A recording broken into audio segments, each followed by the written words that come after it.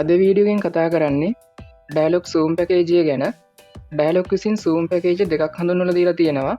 මේ පැකේජ් වල මිල ගණන් කොහොමද, ඇක්ටිවේට් කරගන්නේ කොහොමද, මේ පැකේජ් වල අනිකුත් විස්තර මොනවද කියන කාරණය මේ වීඩියෝ අපි කතා කරමු. ඉතින් තවමත් වීඩියෝ එකට අලුත් කෙනෙක් නම් වීඩියෝ එක ලයික් කරන්න. තාම subscribe කරලා නැත්නම් subscribe කරලා එකතු වෙන්න. එහෙනම් අපි යමු වීඩියෝ එකට.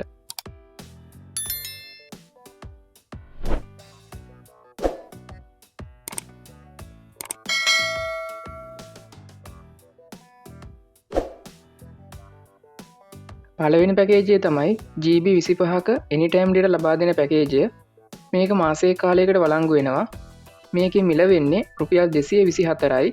මේකෙන් ඔයාලට GB 25ක anytime data මෙන්න මේ app සඳහා ලබා දෙනවා. අනිත් පැකේජය තමයි unlimited data ලබා දෙන පැකේජය. මේකත් මාසයක කාලයකට වළංගු වෙනවා.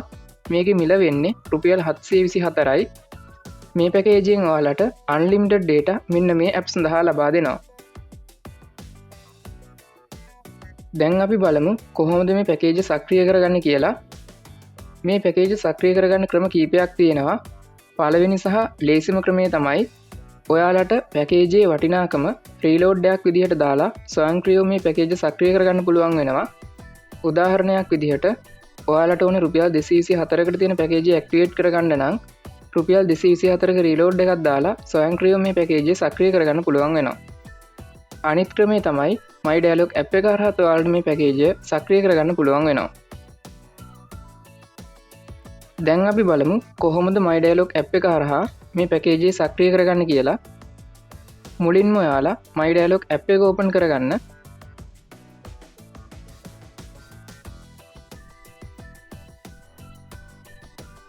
ඊට පස්සේ ඔයාලා මෙන්න මේ වගේ තැනකට එනවා.